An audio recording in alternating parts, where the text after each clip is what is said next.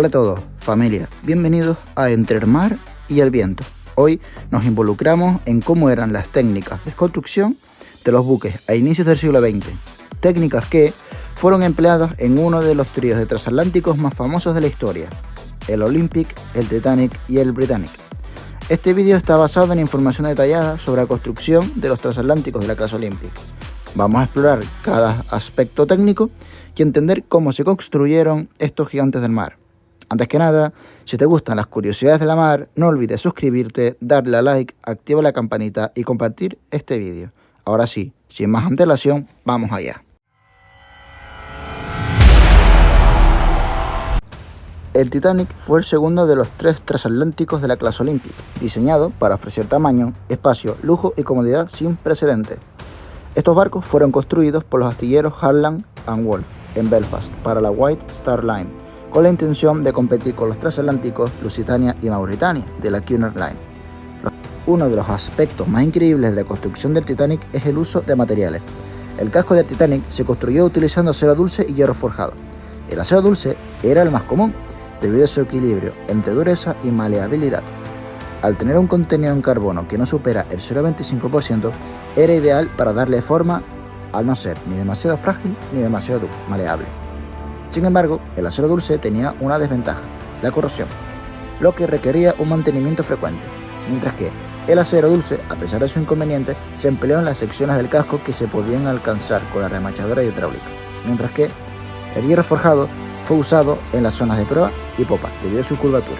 El casco de Titanic estaba compuesto por 2.000 placas de acero, que medían alrededor de 6,3 metros de largo y 1,3 metros de ancho, pudiendo llegar a 9 metros de largo por 1,8 metros de ancho. Las más grandes podían alcanzar casi 11 metros de largo y pesar 4.250 kilos.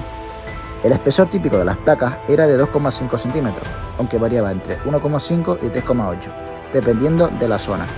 Evidentemente, las placas más gruesas se encontraban en el doble casco y en la quilla, para darle resistencia al buque a ciertos choques y colisiones. Estas placas se unían mediante remaches, lo que nos lleva a la siguiente sección.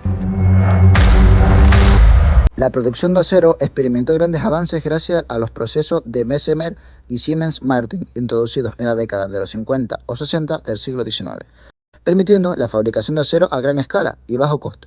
Harland & Wolff optó por el proceso Siemens Martin, más lento, pero con mayor control sobre las propiedades del acero, dando lugar a diferentes tipos de acero según la conveniencia.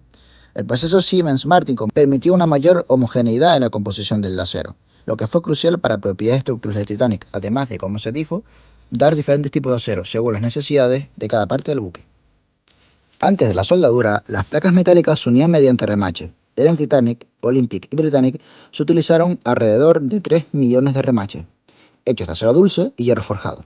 Este proceso era crucial y se realizaba manualmente en algunas partes del casco, debido a las limitaciones del espacio. El principio es bastante simple. El remache, calentado a rojo vivo, se introduce en unos agujeros entre las placas y se golpea uno de sus extremos hasta que adquiere una forma aplanada o de seta. Al enfriarse, el remache se contrae y tira de las placas uniéndolas firmemente, generando una unión estanca.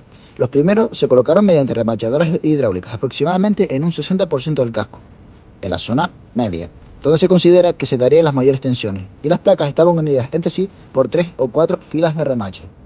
Estos quedaban bien homogéneos, mientras que las de hierro forjado se colocaron manualmente por cuadrillas de remachadores en el restante 40%.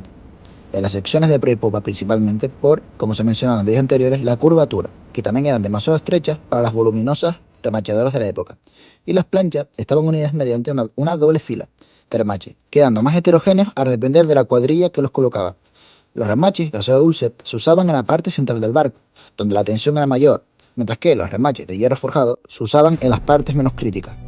Cabe mencionar que los remaches venían en diferentes calidades y tipos, dependiendo del grado de refinado del hierro, según el proceso de pudelación, que servía para rebajar el contenido de carbono y eliminando el azufre, siendo este último elemento el que debilitaba los metales.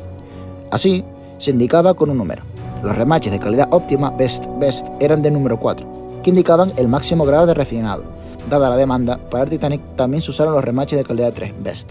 Posiblemente estos se hallaban en proa y popa, donde no eran necesarias tanta calidad y no se suponía que hubiera unas grandes tensiones. El Titanic estaba equipado con tecnología de vanguardia para la época. Contaba con 29 calderas que alimentaban 2 máquinas de vapor de 4 cilindros. Posee 2 cilindros de baja presión a los extremos del motor, un cilindro de alta presión y un cilindro de media presión. Y una turbina de baja presión Parsons, la cual es alimentada con el vapor resultante de las 2 máquinas, lo que le permitía alcanzar una velocidad máxima de 24 nudos. Las calderas quemaban carbón, lo que requerían un equipo de hasta 176 fogoneros trabajando continuamente para mantener el suministro de vapor. Al día quemaban 650 toneladas de carbón, lo que significa que cada horno necesitaban cerca de aproximadamente 3 kilos por minuto, siendo su maquinaria más eficiente que la competencia, ya que el Mauritania y el Lusitania, por ejemplo, de la Cunard Line quemaban 1000 toneladas por día.